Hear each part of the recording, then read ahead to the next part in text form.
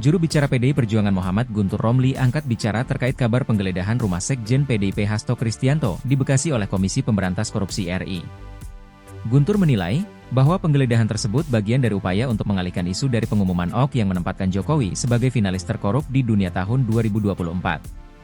Kami mendapatkan informasi, Jokowi sangat terganggu dan marah atas pengumuman OK itu dan melakukan segala cara untuk menutupi berita ini dengan pengerahan buzzer dan intimidasi, kata Guntur Romli kepada wartawan, Selasa, 7 Januari 2025.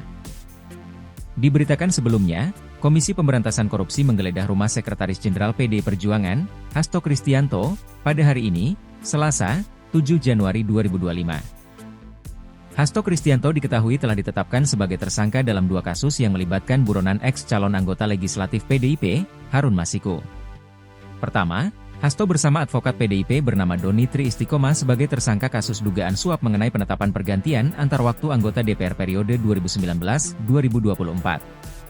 Kedua, Hasto ditetapkan KPK sebagai tersangka kasus dugaan perintangan penyidikan atau obstruction of justice. Adapun suap diduga dilakukan agar Harun ditetapkan sebagai anggota DPR melalui proses PAW. Caranya adalah dengan menyuap komisioner KPU saat itu, Wahyu Setiawan. Nilai suapnya mencapai 600 juta rupiah. Suap itu dilakukan oleh Hasto bersama Doni Tri Istiqomah, Harun Masiku, dan Saiful Bahri. Suap kemudian diberikan kepada Agustiani Tio Fridelina dan juga Wahyu Setiawan.